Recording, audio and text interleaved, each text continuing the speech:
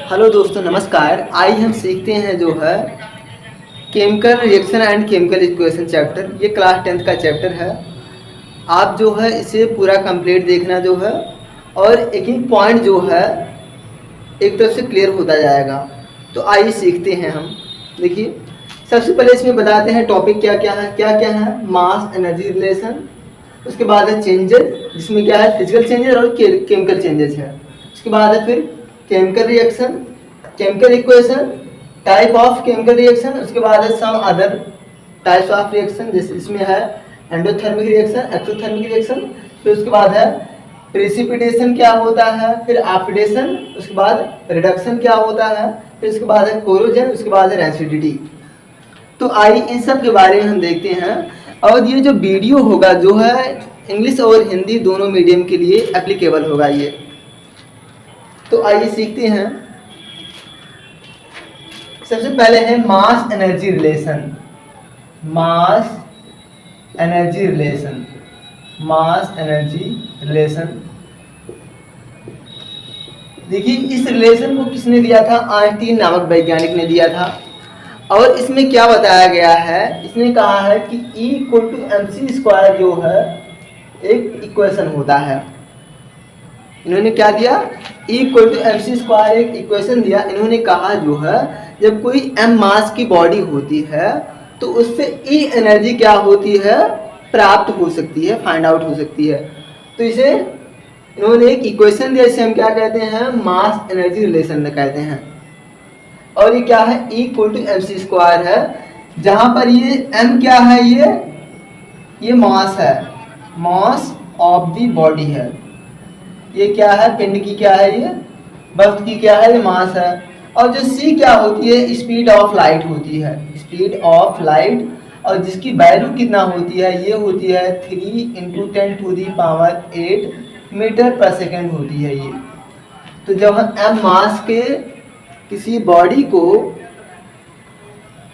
Energy E में convert करते हैं तो mc² के इक्वल टू क्या होती है? एनर्जी हमें प्राप्त होती है। इसे हम क्या कहते हैं? मास एनर्जी रिलेशन कहते हैं।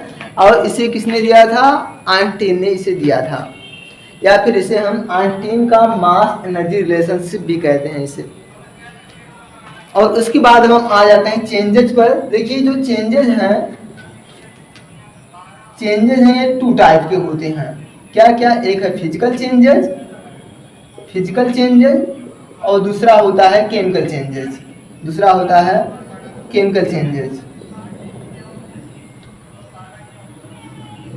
देखिए, जो चेंजेस हैं 2 हैं, एक है भौतिक परिवर्तन, दूसरा है रासायनिक परिवर्तन।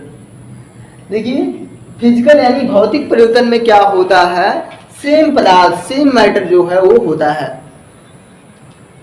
और मतलब इसमें जो स्ट्रक्चर होगा सेम होगा, इसमें जो होगा स्ट्रक्चर क्या होगा, इसमें सेम होगा। स्ट्रक्चर क्या होगा? प्रोडक्ट और रिएक्टेंट दोनों की स्ट्रक्चर क्या होगी? सेम होगी। और इसमें क्या होता है? नया केमिकल चेंज में नया क्या होता है? सब्सटेंस बनता है इसमें। तो स्ट्रक्चर क्या होती है? इसमें स्ट्रक्चर चेंज हो जाती है। स्ट्रक्चर क्या होगी? इसमें चेंज हो जाती है केमिकल चेंज में। तो आइए पहले एग्जांपल लेते हैं। पहले क्या है, इसे मान लेते हैं ये कोई कागज है बड़ा सा, हम इसे क्या कर रहे हैं? फाड़ रहे हैं। तो ये क्या होगा? इसके 2 टुकड़े प्राप्त होंगे। ये क्या करें? इसे फाड़ रहे हैं हम। और अब दूसरी बार क्या कर रहे हैं? हम कागज को, यही कागज के टुकड़े को अब फिर हम क्या करें? इसे जला रहे हैं दूसरी बार। और जब जलाएंगे तो क्या बनेगा? राख बनेगा। और क्या होगी? थोड़ी सी हमें हीट प्राप्त होगी, हीट। तो देखिए, दोनों में अंतर क्या है? देखिए, यहाँ पर जो है जब हम इसे फाड़ रहे हैं क्या है, तो सेम वही है, स्ट्रक्चर चेंज नहीं हुआ। यानी ये क्या हो गया? ये वाला हो गया फिजिकल चेंज हो गया है। और जब यहाँ पर हम क्या कर रहे हैं? जब यहाँ पर इसे क्या कर रहे हैं? हम इसे जला रहे हैं, तो क्या होगा ये? तो यहाँ पर क्या होगा? ये केमिकल चेंज होगा, क्योंकि नया सब्सटेंस बना है, तो ये केमिकल चेंज हो जाएगा ये। अब देखिए, ऐसे बहुत सारे एग्जाम्पल हैं। जैसे कि क्या है, लकड़ी को आप जब जलाएंगे तो क्या होगा? केमिकल चेंज होगा। और जब लकड़ी को आप काटेंगे, इसको टुकड़े करेंगे, तो क्या होगा? वो फिजिकल चेंज होगा। इसके अलावा देखिए, जैसे कि जो प्लांट की ग्रो होती है तो क्या होगा? वो केमिकल चेंज का एग्जाम्पल होता है, जैसे पौधे का बढ़ना केमिकल चेंज का एग्जाम्पल होता है। और इसके अलावा भोजन का पाचन, तो किसका एग्जाम्पल होगा ये, केमिकल चेंज का एग्जाम्पल होगा। और जैसे कि और एग्जाम्पल है, जैसे कि मान लेते कोई जो है रॉड है आयरन की, तो उसे क्या करें हम टेढ़ा कर रहे हैं, तो फिजिकल चेंज होगा, क्योंकि सेम सबस्टेंस है, चेंज नहीं हुआ है। इसके अलावा क्या है, बहुत सारे एग्जाम्पल हैं, जैसे कि क्या है, प्लांट की ग्रो हो गई है, भोजन का पाचन, श्वसन भी है, जैसे कि रेस्पायरेशन से कहते हैं। तो रेस्पायरेशन क्या होगा, केमिकल चेंज होगा, क्योंकि रेस्पायरेशन से क्या होगा, हम ऑक्सीजन लेते हैं तो क्या होगा, फूड का डाइजेशन होगा, यानी क्या आ जाएगा, केमिकल चेंज में आ जाएगा। और अब फिर हम आ जाते हैं इसके अलावा अब हम आ जाते हैं ये केमिकल रिएक्शन क्या होता है, उसे हम केमिकल रिएक्शन नाम देते हैं। केमिकल चेंज को ही हम क्या कहते हैं, केमिकल रिएक्शन कहते हैं, या फिर ऐसे कह सकते हैं जिसमें क्या करते हैं, केमिकल चेंज में केमिकल रिएक्शन में क्या कहते हैं, कोई दो सबस्टेंस आपस में रिएक्ट करेंगे तो क्या होगा, कोई नया पदार्थ बनेगा, तो उसे हम क्या नहीं ना।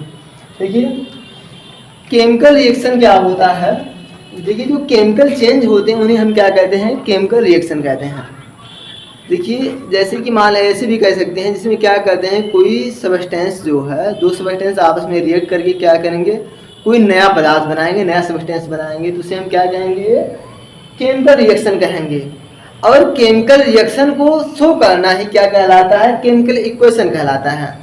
मतलब जो कुछ भी मैटर उसमें भाग ले रहे हैं, पार्टिसिपेट हो रहे हैं, या जो कुछ भी क्या कर रहे हैं, ये बन रहे हैं, तो दोनों को आप क्या करेंगे, इन सबको आप जो है इनके फार्मूला के द्वारा या फिर इनके प्रतीक के द्वारा कह सकते हैं, इन्हें शो करना क्या कहलाता है, ये केमिकल इक्वेशन कहलाता है। केमिकल रिएक्शन को या केमिकल चेंज को शो करना क्या कहलाता है, ये केमिकल इक्वेशन कहलाता है। इसे हम ले लेते हैं कंबसन ऑफ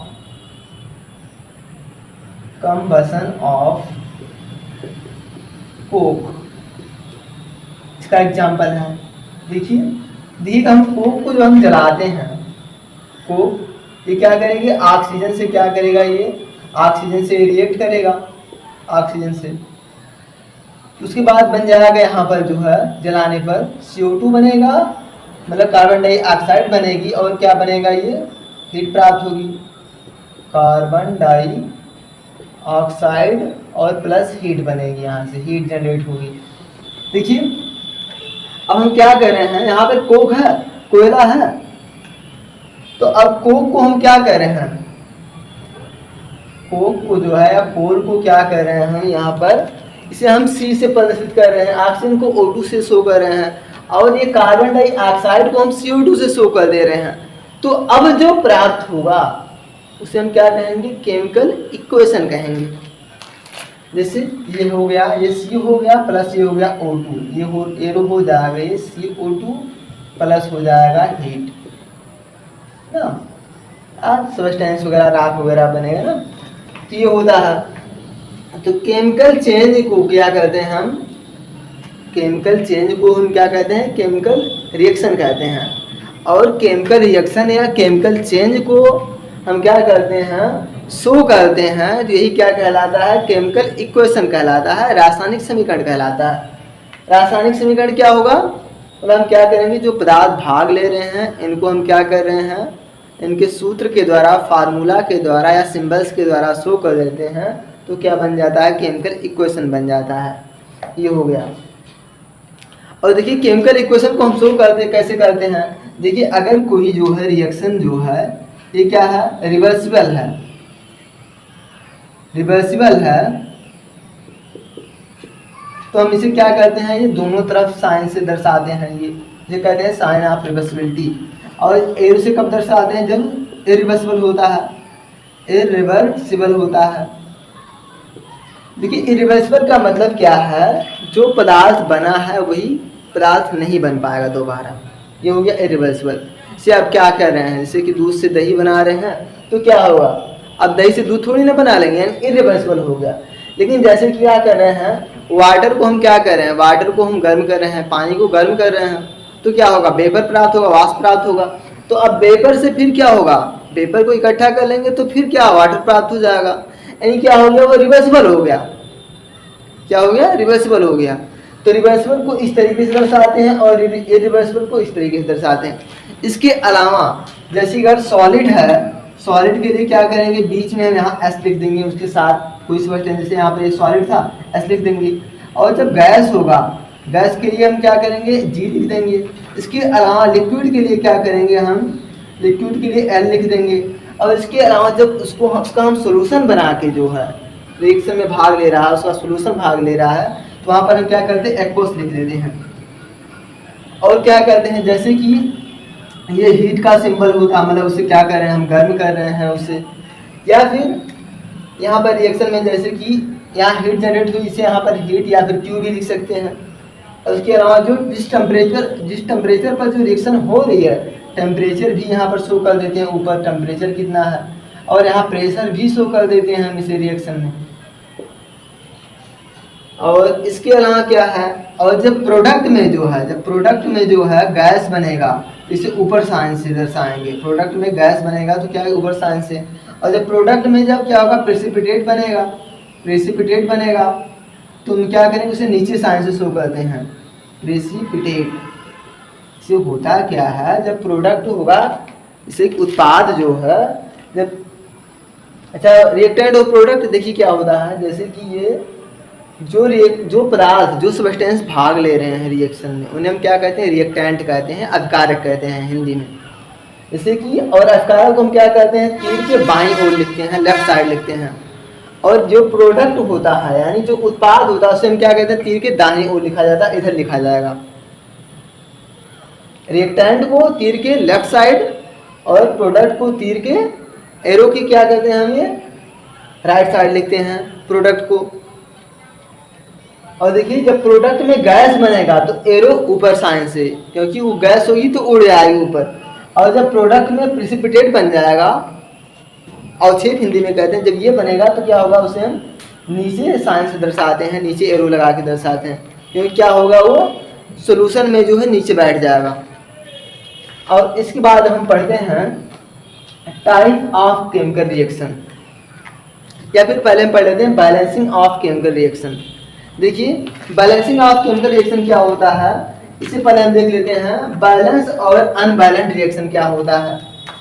देखिए जब रिएक्शन में जो है, जो सब्सटेंस भाग ले रहे हैं, केवल उनके मॉलिक्यूल लिखे हैं और ये नहीं बताया गया है कि कितने मॉलिक्यूल उनके भाग ले रहे हैं, तो इसे हम क्या कहते हैं, अनबैलेंस्ड रिएक्शन कहते हैं, असंतुलित समीकरण कहते हैं, या हिंदी और फिर या फिर इसे कहते हैं स्केलेटन रिएक्शन या स्केलेटन इक्वेशन कह देते हैं। जैसे कि मान लेते हैं, लिखा है Mg प्लस O2, ये लिखा है MgO लिखा है। अब ये क्या है, ये है अनबैलेंस्ड रिएक्शन, या इसे हम कहते हैं स्केलेटन इक्वेशन कह देते हैं। इक्वेशन जो होगा टू टाइप का होगा, क्या क्या, एक है बैलेंस इक्वेशन, दूसरा होता अनबैलेंस्ड बैलेंस, दूसरा होता अनबैलेंस्ड या स्केलेटन इक्वेशन। देखिए स्केलेटन इक्वेशन में क्या होता है, दोनों तरफ जो एटम होते हैं इनकी संख्या समान हो भी सकती है, नहीं भी।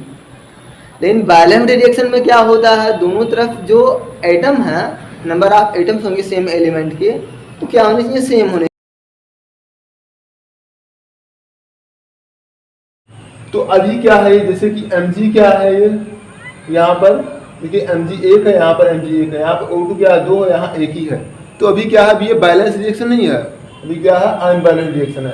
अच्छा रिएक्शन को बैलेंस क्यों होना चाहिए, देखिए एक है मास कंजर्वेशन लॉ, इसमें क्या होना चाहिए, मास जो है कंजर्व रहना चाहिए इसके हिसाब से, मतलब जो लेफ्ट साइड जितना मास फाइंड आउट मतलब है, राइट साइड भी उतना ही मास होना चाहिए।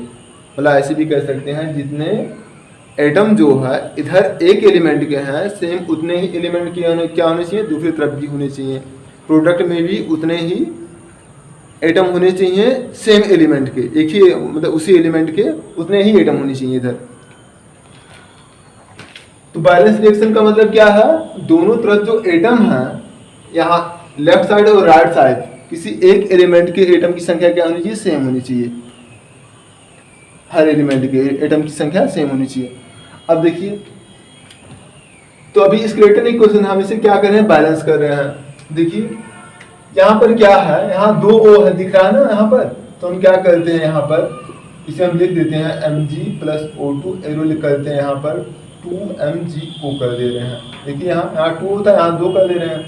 अब देखिए यहाँ पर देखिए 2 है वो ना, 2 Mg है, तो यहाँ हम 2 Mg कर रहे हैं। अब ये क्या हो गया, ये हो गया बैलेंस इक्वेशन। बैलेंस इक्वेशन हो गया। बैलेंस इक्वेशन में क्या होगा, जैसे कि इधर 2 Mg है, इधर भी 2 Mg है, इधर 2 ऑक्सीजन है, इधर भी 2 ऑक्सीजन है, तो बैलेंस इक्वेशन हो गया है।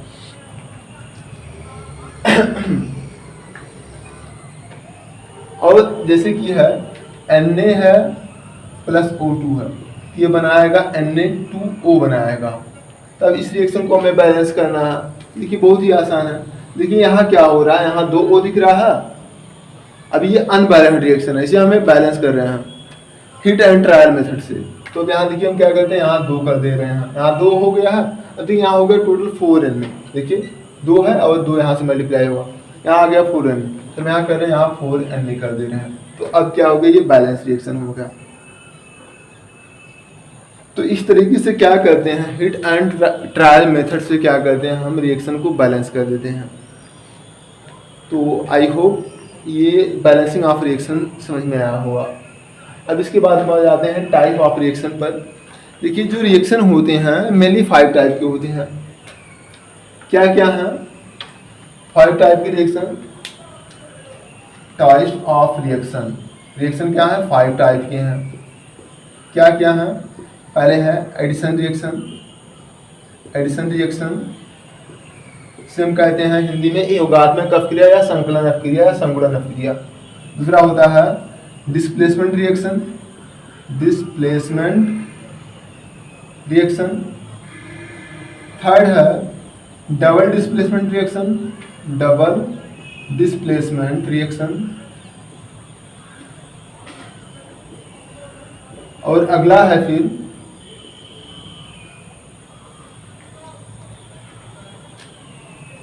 Decomposition reaction, decomposition reaction.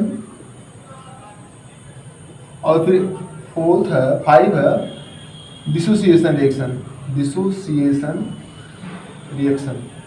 देखिए हिंदी में क्या कहते हैं इन्हें, इसे कहते हैं योगात्मक अपक्रिया। और डिस्प्लेसमेंट रिएक्शन को विस्थापन या प्रतिस्थापन अपक्रिया। डबल डिस्प्लेसमेंट रिएक्शन को कहते हैं द्विविस्थापन अपक्रिया। और इसे डीकम्पोजिशन रिएक्शन को कहते हैं अपघटन अपक्रिया। और डिसोसिएशन रिएक्शन को कहते हैं वियोजन अपक्रिया।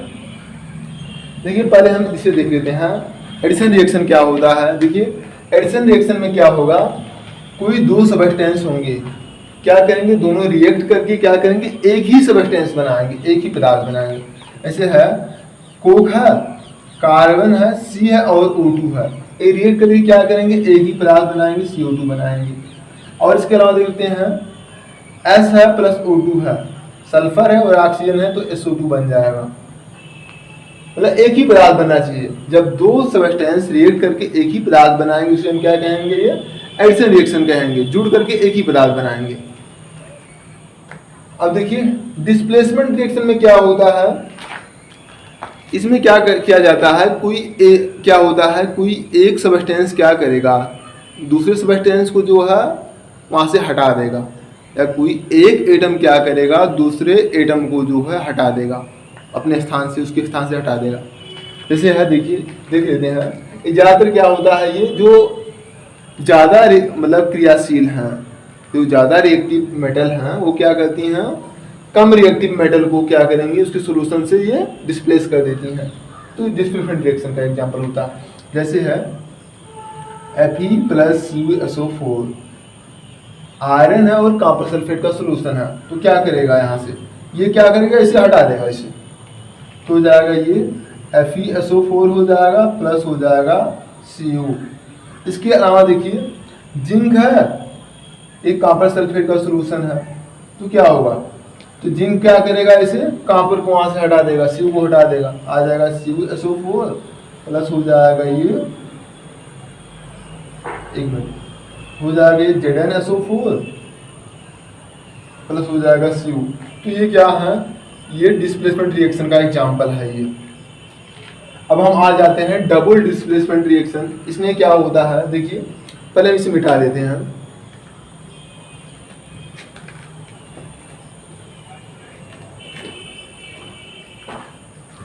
देखिए डबल डिस्प्लेसमेंट रिएक्शन में क्या होता है, आपस में जो उनके आयंस होते हैं उनकी आपस में अदला बदली हो जाती है, मतलब एक्सचेंज हो जाते हैं। डबल डिस्प्लेसमेंट रिएक्शन, इसे हिंदी में कहते हैं द्विविस्थापन अपक्रिया। डबल डिस्प्लेसमेंट रिएक्शन हिंदी में क्या कहते हैं, द्विविस्थापन अपक्रिया। जैसे इसका एग्जांपल लेते हैं, जैसे है AgNO3 प्लस है NaCl। अब देखिए होगा क्या, NO3 की जगह NaCl चला जाए, मतलब Cl चला जाएगा, और Cl की जगह कौन ले लेगा, A ले लेगा, Na वाला। NO3 यहाँ पे चला जाएगा और Cl ये यहाँ चला आएगा, तो ये हो जाएगा रिएक्शन AgCl प्लस हो जाएगा NaNO3।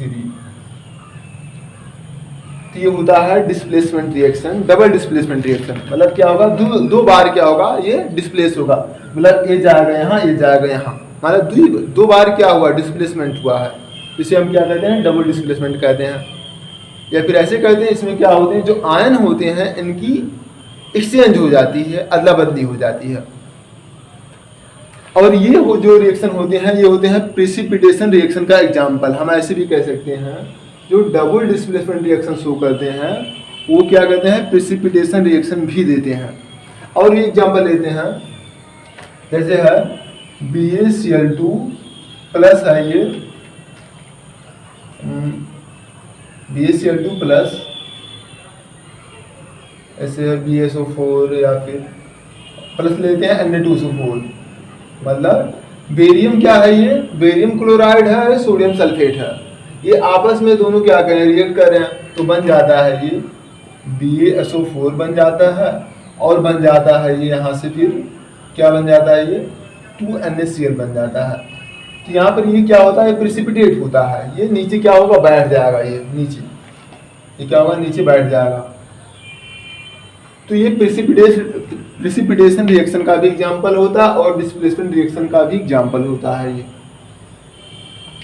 अब इसके बाद हम आ जाते हैं फिर फोर्थ टाइप का रिएक्शन क्या होता है, ये डीकम्पोजिशन रिएक्शन।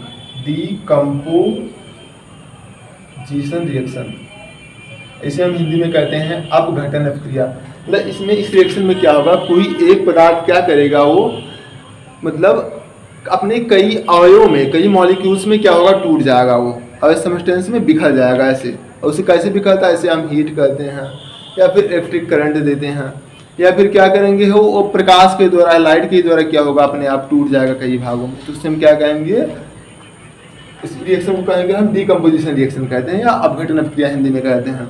जैसे है, ये 3 टाइप का होता है, क्या क्या, एक होता है थर्मल डीकम्पोजिशन, थर्मल डीकम्पोजिशन, और ये दूसरा होता है इलेक्ट्रिक डीकम्पोजिशन, या इलेक्ट्रोलिसिस भी कहते हैं, इलेक्ट्रिक डीकम्पोजिशन। और जो थर्ड है ये क्या है, और वो है लाइट डीकम्पोजिशन, या फोटोलिटिक डीकम्पोजिशन, फोटोलिटिक डीकम्पोजिशन कहते हैं, डीकम्पोजिशन। देखिए मतलब इसमें क्या होगा, टेम्परेचर के द्वारा, ताप के द्वारा, हीट के द्वारा क्या होगा, कोई सब्सटेंस कई भागों में टूट जाएगा।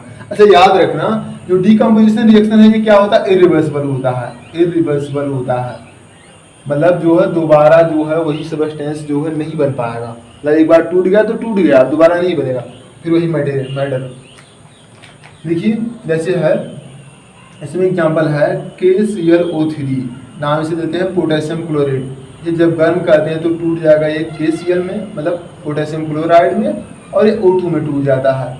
अब देखिए इस रिएक्शन को हम बैलेंस कैसे करते हैं। देखिए यहाँ पर क्या दिख रहा है, यहाँ ऑड दिख रहा है ना, 3 दिख रहा है ना, तो हम क्या करेंगे, पहले इसे इवन कर लेते हैं, इसे तो यहाँ कर लेते हैं हम 2, यहाँ पे देखिए 2 कर लिए हैं। अब देखिए यहाँ पर हो गया टोटल 6 हो गया, O कितना होगा 6, देखिए 2 से यहाँ 3 है ना, मल्टीप्लाई होगा, तो यहाँ करते हैं 3, यहाँ हो गया 3 तो देखिए यहाँ 6 O हो गया ना, 6 ऑक्सीजन हो गया।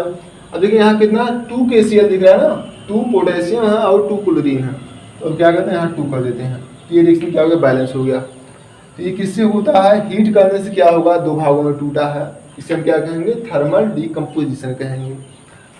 अगला होता है इलेक्ट्रिक डिकम्पोजिशन। देखिए जैसे कि NaCl है, मान लेते हैं ये लिक्विड फॉर्म में है या फिर एक्वस फॉर्म में है, तो अब देखिए लिक्विड फॉर्म में है मान लेते हैं। अब इस पर हम क्या कर रहे हैं, इलेक्ट्रिक, इसके सोल्यूशन में क्या करें, इलेक्ट्रिक करंट इसमें फ्लो करवा रहे हैं। तो इलेक्ट्रिक करंट जब फ्लो करवाते हैं तो क्या होता है, ये टूट जाता है Na में और Cl2 गैस में टूट जाता है।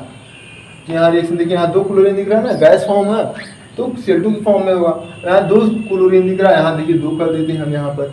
अब देखिए यहाँ 2 Na इधर दिख रहा है, तो यहाँ हम 2 यहाँ Na कर देते हैं, इधर की 2 Na। तो ये क्या हो गया है, ये हो गया इलेक्ट्रिक डिकम्पोजिशन।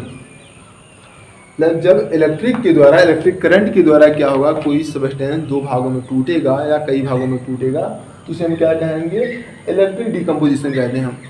इसके अलावा अगला है फोटोलिटिक डिकम्पोजिशन। इसमें क्या होता है, कोई एक सब्सटेंस क्या करेगा, ये टूट जाएगा जो है कई भाग, मतलब 2 या लाइट के द्वारा क्या होगा, वो 2 या दूसरे भागों में टूटेगा। जैसे है AgBr है, अब इसे क्या कर रहे हैं, लाइट होगा, तो लाइट के प्रेजेंस में क्या होगा, ये Ag प्लस Br2 में टूट जाएगा।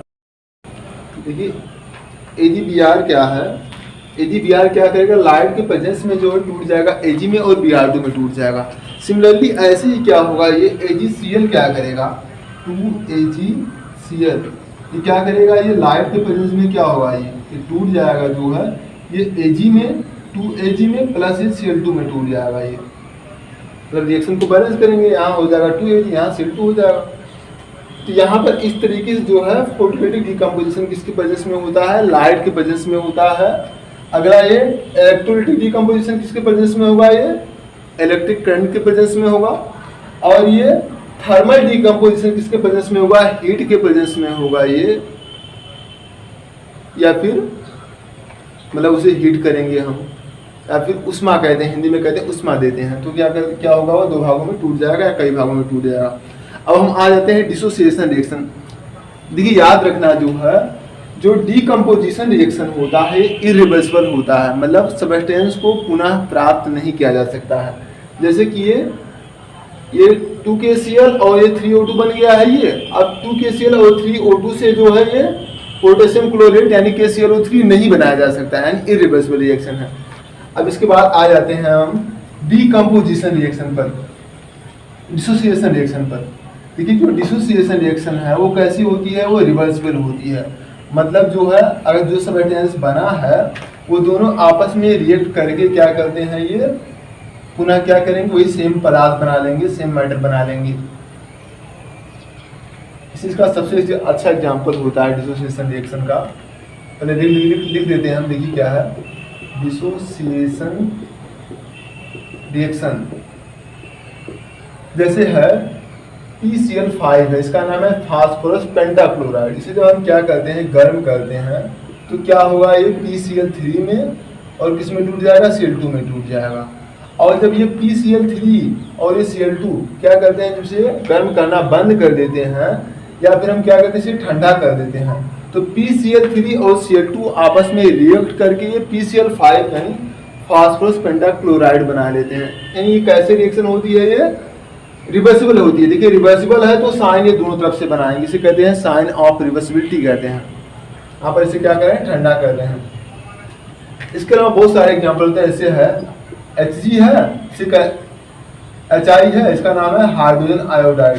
इसे क्या करते हैं, जब हम गर्म करते हैं तो 2 भागों में H2 में और I2 में टूट जाएगा।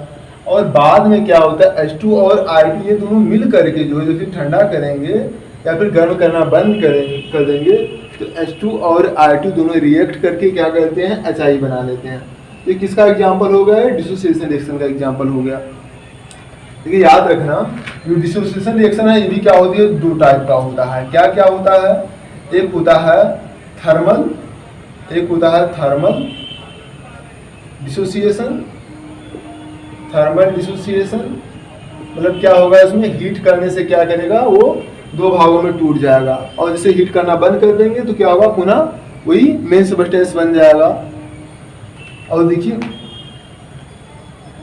और जो अगला होता है आयनिक डिकम्पोजिशन, आयनिक डिसोसिएशन, आयनिक डिसोसिएशन होता है। देखिए आयनिक डिसोसिएशन में क्या होता है, इसका सबसे अच्छा एग्जाम्पल ले लेते हैं NaCl। NaCl को हम क्या कर रहे हैं, हम इसे क्या कर रहे हैं, पहले इसे जल में घोल रहे हैं।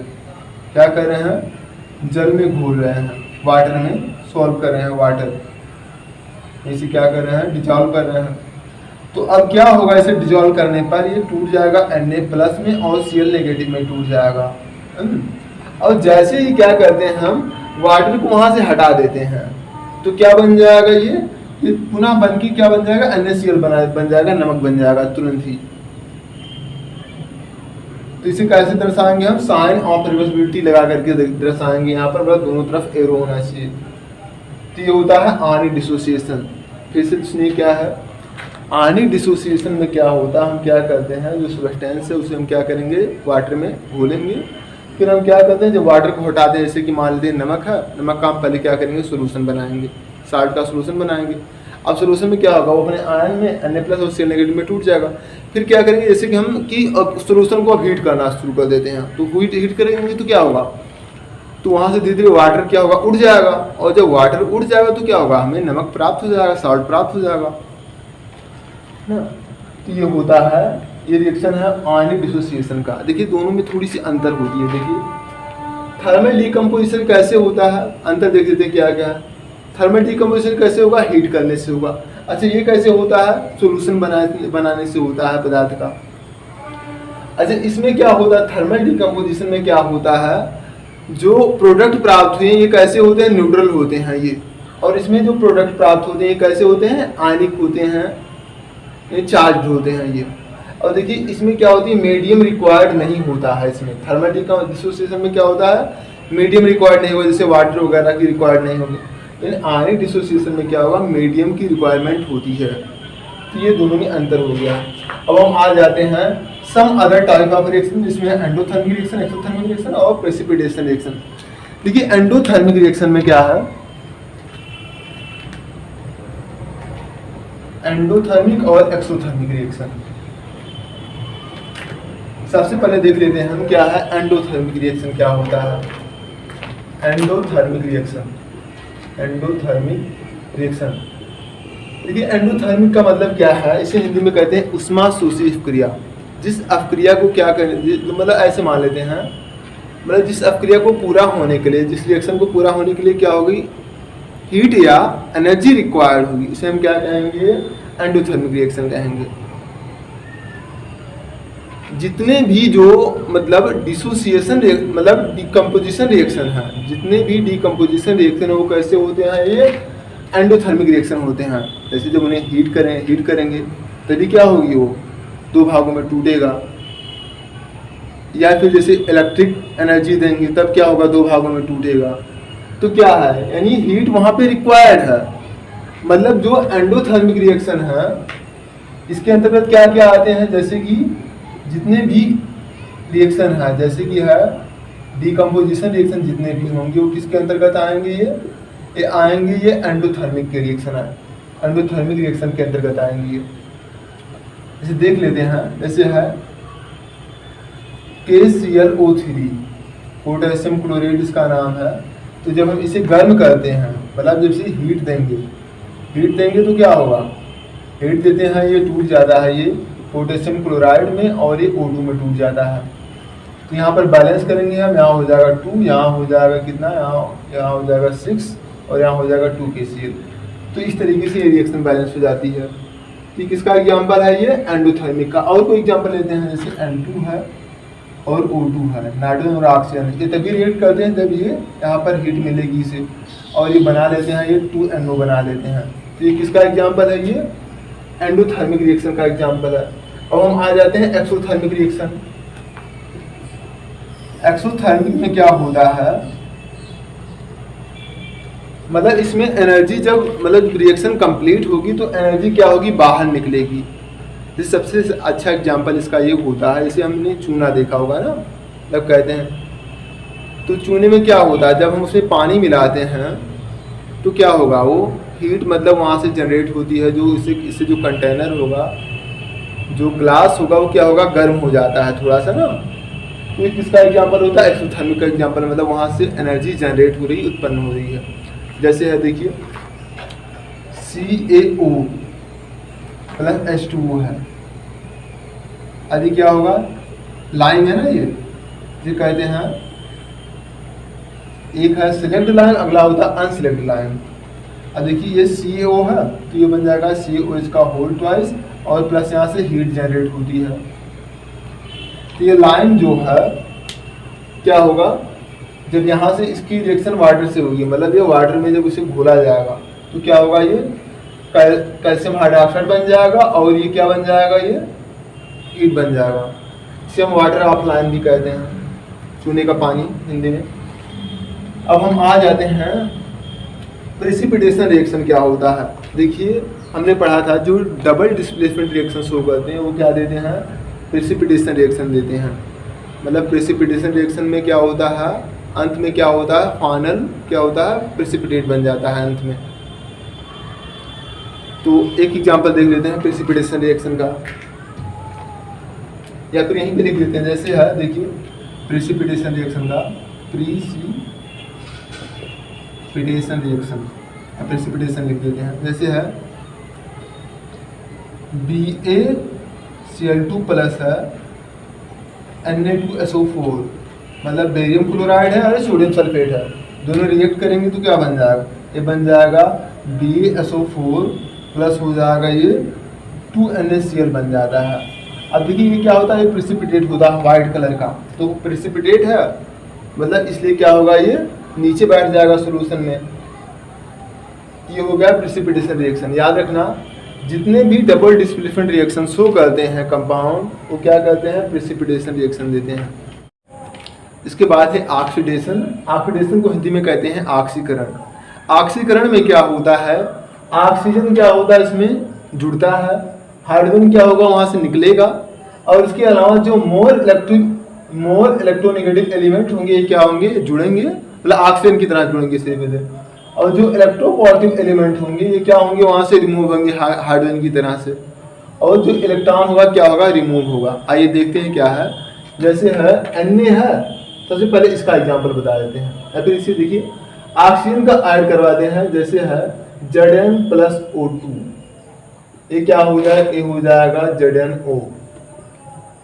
और देखिए रिएक्शन को हम बैलेंस कैसे करेंगे, देखिए यहाँ 2 O दिख रहा है, यहाँ हम 2 कर देते हैं, तो Zn यहाँ पर 2 कर देते हैं, तो ऑक्सीजन क्या हो रहा है, इसमें जुड़ रहा है।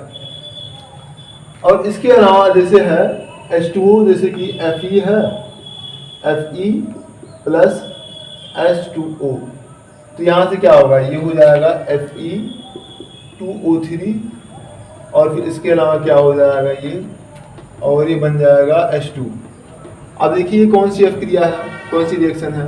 देखिए इसमें ऑक्सीजन क्या हो रहा है, ऑक्सीजन Fe में क्या हो रहा है, मिल रहा है ना, इसमें Fe2O3 बन रहा है, Fe से Fe2O3 बना है, यानी Fe का क्या हुआ है, ऑक्सीकरण हुआ है, क्योंकि ऑक्सीजन इसमें जुड़ रहा है, तो ये रिएक्शन हो जाएगी। तो रिएक्शन को हम बैलेंस कैसे करेंगे, देखिए यहाँ पर कितना दिख रहा है, 3O3 दिख रहा है, यहाँ हम 2 कर देते हैं यहाँ पर। अब देखिए यहाँ पर हो गया, सम में हो गया ये, तो हम यहाँ क्या कर देते हैं, यहाँ पर ये 4Fe होगा, यहाँ कहते हैं 4Fe ना। और H2 देखिए यहाँ पर ये कितना है, ये 6O दिख रहा है ना, यहाँ कहते हैं 6O। अब हो जाएगा यहाँ पर कितना हो जाएगा, ये हो जाएगा 6H2 हो जाएगा, तो ये क्रिया होती है। तो यहाँ पर क्या है, ये ऑक्सीकरण का एग्जाम्पल है। और इसके अलावा देखिए जैसे कि इलेक्ट्रॉन कहाँ पे रिमूव होता है, जैसे अन्य है, जो मेटल्स होती हैं क्या करती हैं, इलेक्ट्रॉन त्याग करके क्या बनाती हैं, ये धनायन बनाती हैं, पॉजिटिव आयंस बनाती हैं। तो यहाँ पर ये क्या होगा, ऑक्सीकरण का एग्जाम्पल होता है। और रिडक्शन में सेम इसी का उल्टा होता है। रिडक्शन को हिंदी में क्या कहते हैं, अपचयन कहते हैं। रिडक्शन को हिंदी में क्या कहते हैं, अपचयन कहते हैं। तो इसमें क्या होता है, सेम इसी का उल्टा है। इसमें क्या होगा, O क्या होगा, ये इसका ऐड होगा, O ऐड होगा, और जो H होगा OH क्या होगा, ये 1 मिनट, इसमें रिडक्शन में क्या होगा, ऑक्सीडेशन का उल्टा होगा, मतलब O क्या होगा, ये निकलेगा, रिमूव होगा O, और H क्या होगा, H ऐड होगा। और इसके अलावा जो जो इलेक्ट्रोनेगेटिव एलिमेंट होंगे, इलेक्ट्रोनेगेटिव एलिमेंट ये भी क्या होंगे, रिमूव होंगे। इलेक्ट्रोनेगेटिव एलिमेंट क्या होंगे, ये रिमूव होंगे। और इसके अलावा एडिशन किसका होगा, इलेक्ट्रोपॉजिटिव एलिमेंट का एडिशन होगा। इलेक्ट्रोपॉजिटिव एलिमेंट का क्या होगा, एडिशन होगा। इलेक्ट्रोपॉजिटिव एलिमेंट क्या होंगे, ये ऐड होंगे। इसके अलावा इसमें क्या होगा, इसमें इलेक्ट्रॉन क्या होगा, इसमें यहाँ पर जो इलेक्ट्रॉन होगा, इलेक्ट्रॉन क्या होता है, जुड़ता है, ऐड होता है इलेक्ट्रॉन। सबसे पहले हम इलेक्ट्रॉन एडिशन का ले लेते हैं। जैसे है क्लोरीन है Cl, तो ये Cl2 क्या करता है, इलेक्ट्रॉन, ये जितने भी नॉन मेटल्स होते हैं क्या करते हैं, इलेक्ट्रॉन जो है ले करके क्या बनाते हैं, नेगेटिव आयंस बनाते हैं, यानी क्या होता है, उनका रिडक्शन होता है। तो Cl2 है तो ये चेंज हो जाता है, ये हो जाता है Cl नेगेटिव में। यहाँ Cl2, यहाँ हम करते हैं 2, और यहाँ पर देखिए 2 नेगेटिव है तो यहाँ दो इलेक्ट्रॉन कर देते हैं। तो यहाँ क्या हो गया, इसका रिडक्शन हो गया। देखिए ऑक्सीजन रिमूव कहाँ से हो रहा है, जैसे मान लेते हैं ZnO है और यहाँ पर C है। अब देखिए होता क्या है, तो यहाँ ये बन जाता है Zn+CO बन जाता है। यहाँ से क्या हुआ, देखिए ये यहाँ पर ये रिएक्शन देखिए क्या है, यहाँ ZnO था, पहले जिंक ऑक्साइड था, जिंक ऑक्साइड से जिंक में कन्वर्ट हुआ, यानी O क्या हुआ, निकला है। अगर O रिमूव होगा तो हम इसे क्या कहेंगे, रिडक्शन कहेंगे, यानी ये रिडक्शन हो गया है। और देखिए, और इसके अलावा देखिए अगर हम ऑक्सीडेशन इसमें देखना चाहते हैं तो ऑक्सीडेशन किसका होगा, इसमें कार्बन का ऑक्सीडेशन होगा, क्योंकि कार्बन से क्या हो रहा है, जुड़ रहा है, कार्बन से ऑक्सीजन जुड़ रहा है, तो इसीलिए कार्बन का क्या होगा, वहां पर ऑक्सीकरण होगा। और आइए हम सबसे अच्छा इसका एग्जांपल देखते हैं, क्या है, एक है रेडॉक्स रिएक्शन। रेडॉक्स रिएक्शन, देखिए रेडॉक्स रिएक्शन क्या होती है, जिसमें ऑक्सीडेशन और रिडक्शन दोनों रिएक्शन होती हैं, उन्हें हम क्या कहते हैं, रेडॉक्स रिएक्शन कहते हैं। जैसे कि इसका एग्जांपल है सबसे अच्छा, क्या है, PbO+C है, तो ये बना लेता है CO2 प्लस बना लेता है ये Pb। तो यहाँ रिएक्शन को हम बैलेंस करते हैं। यहाँ देखिए, यहाँ 2 दिख रहा है, इधर हम यहाँ पर 2 कर देते हैं, 2O, और यहाँ हो जाएगा 2Pb, और यहाँ पर अब ये रिएक्शन हो जाएगा बैलेंस। अब देखिए क्या है, रेडॉक्स रिएक्शन, देखिए यहाँ पर ऑक्सीजन क्या हो रहा है, ऑक्सीजन से ये PbO से क्या Pb में कन्वर्ट हो रहा है, तो इसका मतलब क्या है। और यहाँ पर देखिए कार्बन से ये CO2 में चेंज हो रहा है ना। अब देखिए कार्बन से CO2 में चेंज हो रहा है, यानी ऑक्सीजन का एडिशन हुआ है, और जब ऑक्सीजन जुड़ेगा उसे हम क्या कहेंगे, ऑक्सीडेशन कहेंगे। मतलब इसमें क्या हो रहा है, कार्बन का ऑक्सीडेशन हो रहा है। और यहाँ पर देखिए ये PbO से क्या हो रहा है, ऑक्सीजन निकल रहा है, तभी तो Pb में कन्वर्ट हो रहा है, यानी यहाँ पर हो गया रिडक्शन। जहाँ पर ऑक्सीजन निकलेगा वहाँ क्या होगा, रिडक्शन होगा। तो अब देखिए जिस रिएक्शन में ऑक्सीडेशन और रिडक्शन दोनों होते हैं उन्हें हम क्या कहते हैं, ये रेडॉक्स रिएक्शन कहते हैं, या फिर ऑक्सीडेशन रिडक्शन रिएक्शन भी कहते हैं। अब इसके अलावा हम आ जाते हैं अगले टॉपिक पर। देखिए इसमें एक टॉपिक थोड़ा छूट गया था, ऑक्सीडाइजिंग और रिड्यूसिंग एजेंट क्या होते हैं। देखिए जैसे कि इस रिएक्शन में आप देख रहे होंगे, जो PbO है Pb में कन्वर्ट हो रहा है, और जो कार्बन है ये, और किस में कन्वर्ट हो रहा है, कार्बन ये CO2 में कन्वर्ट हो रहा है। इसका मतलब क्या है, देखिए PbO से Pb में कन्वर्ट, यानी ऑक्सीजन रिमूव हो रहा है, तो यहाँ हो गया रिडक्शन, यहाँ क्या हो गया, रिडक्शन हो गया, यानी PbO का मतलब लेड ऑक्साइड का क्या हो रहा है, रिडक्शन हो रहा है। और देखिए कार्बन से CO2 में कन्वर्ट हो रहा है, यानी ऑक्सीजन जुड़ रहा है, ऑक्सीजन जुड़ेगा, यानी क्या होगा, इसका ऑक्सीडेशन होगा। याद रखना, जिसका ऑक्सीडेशन होता है वो क्या होता है, वो होता है रिड्यूसिंग एजेंट। जिसका ऑक्सीडेशन होगा वो होगा रिड्यूसिंग एजेंट, और जिसका रिडक्शन होगा वो क्या होगा, ऑक्सीडाइजिंग एजेंट होगा। तो देखिए इसका ऑक्सीडेशन हो रहा है कार्बन का, यानी ये क्या है, ये है रिड्यूसिंग एजेंट। ये क्या है, ये रिड्यूसिंग एजेंट है कार्बन। इसे हिंदी में कहते हैं अपचायक पदार्थ। और देखिए जिसका रिडक्शन हो रहा है उसे हम क्या कहते हैं, इसे कहते हैं ऑक्सीडाइजिंग एजेंट। जिसका रिडक्शन होगा उसे क्या कहेंगे, ऑक्सीडाइजिंग एजेंट कहते हैं। तो अब फिर हम पढ़ते हैं क्या होता है कोरोजन और इसके अलावा रेसिडिटी क्या होती है। और इसके बाद आइए हम पढ़ते हैं कोरोजन क्या होता है। कोरोजन को हिंदी में कहते हैं संक्षारण। देखिए इसमें क्या होता है, जैसे कि आपने देखा होगा, जैसे कि जो साइकिल वगैरह होती हैं धीरे धीरे उसमें जंग लग जाता है, या मतलब ऊपरी परत उनका क्या होता है धीरे धीरे नष्ट होता है। या फिर आपने देखा होगा कि जो चांदी की जैसे कि कोई भी आभूषण वगैरह होता है धीरे धीरे क्या होता है काला हो जाता है। या फिर जो कांपर की वस्तुएं होती हैं या पीतल की वस्तुएं होती हैं वो क्या करती हैं धीरे धीरे उन पर जो है हरी परत चढ़ जाती है। तो ये सब किसका एग्जाम्पल होते हैं, ये कोरोजन का एग्जाम्पल होते हैं। और कोरोजन की डिफिनीशन क्या होती है, इन्हें हम कहते क्या, ऊपरी परत धातु की मेटल की जो है ऊपरी जो लेयर है वो धीरे धीरे नष्ट होती है, उसे हम क्या कहते हैं कोरोजन कहते हैं। एग्जाम्पल तो क्लियर हो गया क्या होता है, लोहे में जंग का लगना हो गया, मतलब आयरन क्या होगा धीरे धीरे वो बेकार हो जाएगा उसकी ऊपरी परत। इसके अलावा चांदी का यानी सिल्वर का क्या होता है काला हो जाना, ये सब एग्जाम्पल होता है। और देखिए कोरोजन को हम रोकते कैसे हैं, prevention of corrosion, prevention of corrosion. देखिए सबसे अच्छा इसका एग्जाम्पल होता है, हम क्या करते हैं पेंट कर देते हैं। हम पेंट करके क्या करेंगे ऊपरी परत को जो है मतलब वहाँ से नमी के कांटेक्ट से या फिर एसिड वगैरह के कांटेक्ट से सतह को नहीं होने देते हैं। जब वहाँ पर जैसे जब कोई लेयर आ जाएगी पेंट की तो क्या होगा, जो मेटल होगा हमारा वो क्या होगा ना तो नमी ना तो मतलब मॉइस्ट के ना तो कांटेक्ट में आएगा, ना तो फिर एसिड के कांटेक्ट में आएगा और ना ही एयर के कांटेक्ट में आएगा। और जब इन तीनों के कांटेक्ट में नहीं आएगा तो उसका कोरोजन नहीं होगा। जैसे क्या है कैसे प्रिवेंट करते हैं, ऑयलिंग करके हम क्या करते हैं, सबसे पहला है पेंट करके, क्या करते हैं पेंट करके। इसके बाद हम क्या करते हैं ऑयलिंग या ग्रीसिंग करके, क्या करते हैं ऑयलिंग या ग्रीसिंग करके।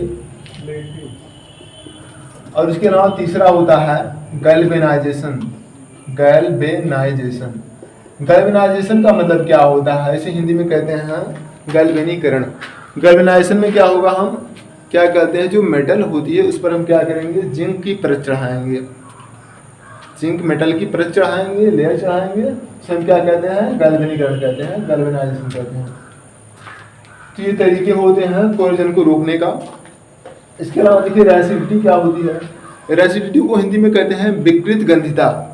देखिए आपने देखा होगा जो अचार वगैरह होते हैं घर पे वो क्या होते हैं धीरे धीरे क्या होते हैं बेकार होते हैं हो जाते हैं, उनका स्वाद और जो है गंध उनका चेंज होता है, उनका स्मेल और टेस्ट क्या होता है चेंज हो जाता है, इसे हम क्या कहते हैं रेसिडिटी कहते हैं।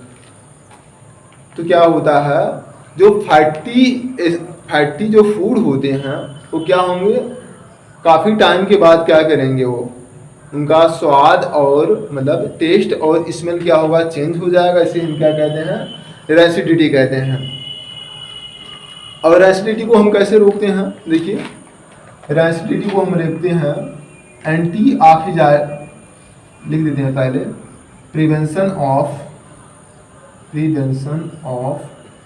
रेसिडिटी।